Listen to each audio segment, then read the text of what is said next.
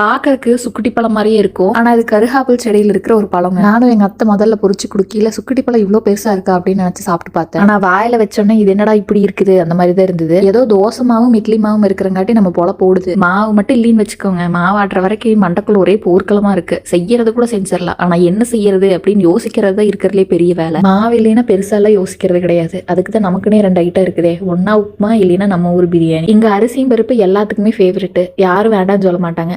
நம்மளுக்கு வேலை ரொம்ப சிம்பிளா முடிஞ்சிடும். அதனால அரிசி பருப்புக்கு தான் அரிசியும் பருப்பும் நலைய வச்சிருந்தேன். அரிசியும் பருப்புக்கு மெயின் டேஸ்ட்டே இந்த சின்ன வெங்காயம் தான். அதனால சின்ன வெங்காயம் தக்காளி எல்லாம் அத்தை அரைஞ்சு கொடுத்துட்டாங்க. எப்பவும் போல குக்கர்ல எண்ணெய் பாதி நெய் பாதி ஊத்தி வெங்காயம் தக்காளி எல்லாம் போட்டு தாளிச்சு விட்டு ஒரு 4 பல்லு பூண்டு 2 இன்ச் இஞ்சி இதை வந்து பருப்பா முட்டியில ஒரு தட்டு தட்டி உள்ள சேர்த்தா அதோட ஃபிளேவர் சூப்பரா இருக்கும். என்ன ஆனாலும் சரி ஆகலினாலும் சரி 7 மணி ஆனாலும் டீ குடிச்சே ஆகும்னு ஒரு அடுப்புல தாளிச்சு விட்டு ஒரு அடுப்புல டீயும் போட்டாச்சு. டீயை குடிச்சிட்டு அரிசி தண்ணி எல்லாம் ஊத்தி குக்கர்ல விசில போட்டு மூடி வச்சாச்சு. சாப்பிட்டு முடிச்சுட்டு இங்க ஒரு வாரம் லீவ் விட்டு ஒரு வாரம் போய் அம்மா வீட்டுல டேரா போடலாம்னு சொல்லி முட்டை முடிச்சு எல்லாம் பேக் பண்ணி கிளம்பியாச்சு.